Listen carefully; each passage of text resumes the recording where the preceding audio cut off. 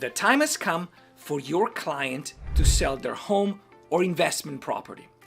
Real estate is often a person's most important asset, so the decision should not be taken lightly.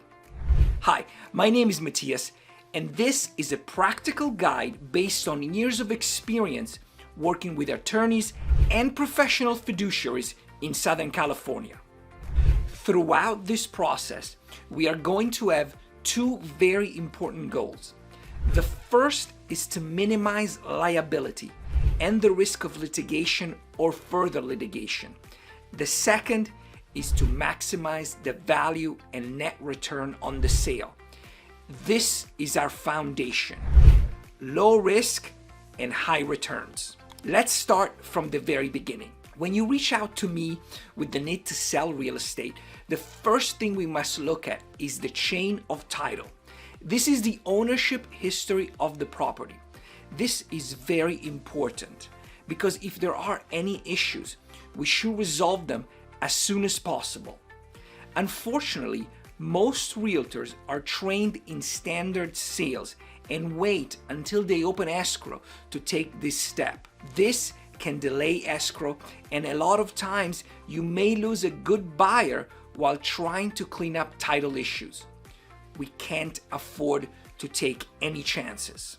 I work closely with your preferred title company or a title company I can recommend I have worked with for years, which specialize in this type of sales.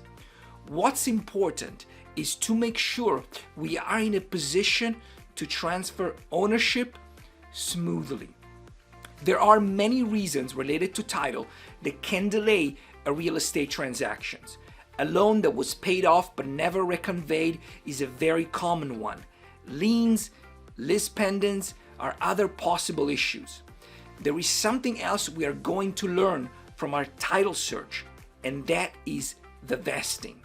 Vestings refers to the manner in which an individual or entity holds title to real property.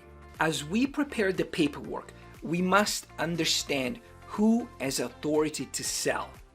In the case of probates and conservatorships, the court will have a say on that. But even when it comes to trust sales, we may have to contend with the removal of a trustee. No matter what the circumstances, we will get it right the first time. While all this is going on in the background, we can start getting the property ready.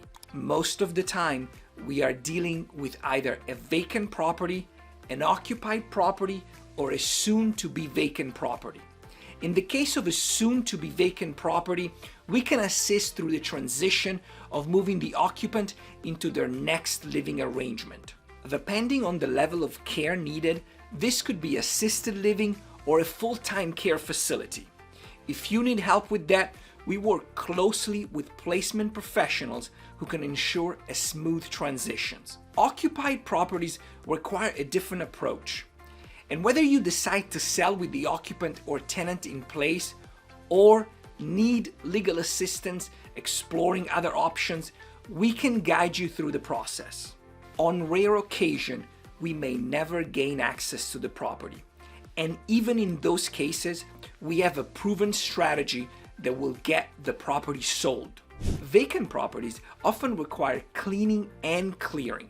From estate sales to charitable donations, and from hoarder remediation to professional cleaning, we make sure every aspect of the process is handled efficiently and with the utmost care. In case you're interested in looking into the process into more details, I have a video specifically on dealing with personal property after death. Feel free to take a look at it. Once the property is empty, it is time to look around and make some important decisions. Should you sell as is, or should you invest in repairs and renovations first? This is not a guessing game. And guess what?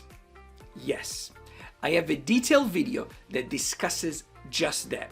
But in short, we need to consider 4 important things prior to making an informed decision: market conditions, costs, liability, and time.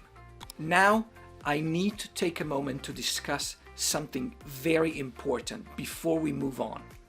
No matter what conditions you decide to sell the property in, we must make sure it is safe for potential buyers to enter, or if needed, we must section off or remediate unsafe areas.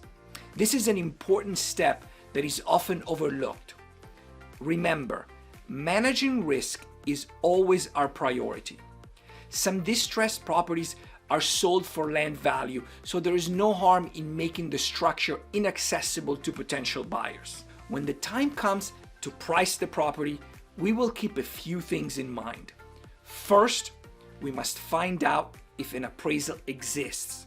Should that be the case, we will review it carefully. Depending on the circumstances, we may be bound by the appraisal, but pricing is also a marketing tool. It's important to know that the real estate market is very fluid, so it is not uncommon to request and obtain a change in the appraised value. We don't need to get too technical here, but in my opinion, pricing is a vehicle we use to get to our goal. A smooth sale that will net the most money and minimize risk. To make an informed decision on price, we must gain an understanding of the broader market in general and the neighborhood in particular. My price opinions are very transparent and easy to understand. Depending on the property, we will discuss whether staging is a good option or if we are better off avoiding any extra expenses. In some cases, digital staging may be an alternative. No matter what the condition of the property, professional photography will make a difference. From your standard day shoot to twilight, or from aerial photography to videography, we will only have one chance to make a good first impression. One of the most important decisions we will make together is whether this should be an as-is sale, meaning buyers will be given a chance to pre-inspect prior to submitting a non-contingent offer, or if the property would benefit from a more traditional approach. Either way, my job is to make sure that all the decisions you make are substantiated by facts that can be presented to anyone who has a right to inquire about the process.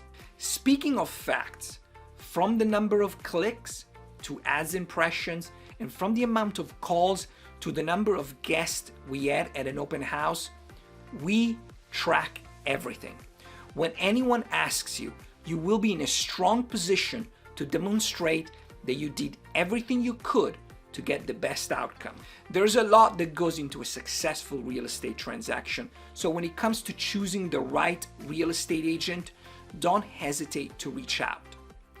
This concludes part 1 of our guide to fiduciary real estate services in Los Angeles.